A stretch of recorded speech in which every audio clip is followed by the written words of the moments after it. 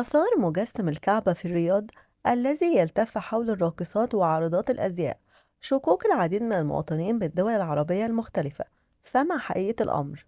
انتشرت صور لمجسم الكعبة من موسم الرياض عبر مواقع التواصل الاجتماعي المختلفة، ما تسبب في صدمة للجميع. ظهرت عارضات الأزياء حول مجسم على شكل مكعب، وهو ما تسبب في انتقادات الحكومة السعودية من قبل المواطنين. وعلق العديد من المواطنين على تلك الصور المتداولة، رافضين الظهور بتلك الطريقة أمام المجسم الذي اعتبره الكثير شبيه للكعبة. ورأى الكثير من المواطنين أن ذلك المجسم التي تم وضعه عن طريق الجرافيك شبيه للكعبة، وهي إهانة لجميع المسلمين. إلا أن هناك ما استطاع أن يفسر الصورة ليوضح الأمر. تم تجهيز المسرح بشكل تكعيبي كي يتمكن الحضور من مشاهدة العرض بصورة واضحة. وهناك جاء من استطاع أن يفسر الصورة المنتشرة ليوضح الأمر.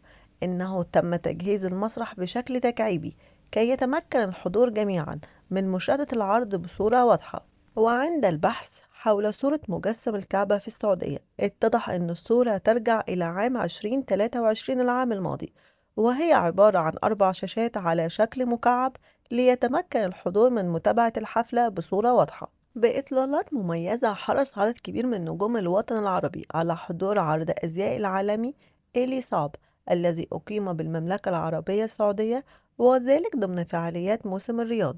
عدد كبير من نجوم الوطن العربي تألقوا على ريد كاربت عرض أزياء العالمي إيلي صعب، وكان من بينهم الفنان عمرو دياب الذي استطاع أن يخطف الأضواء أثناء ظهوره على خشبة المسرح وتقديم أغنيته الشهيرة نور العين، إذا نالت إعجاب أبرز النجوم العالميين الذين حضروا الحفلة.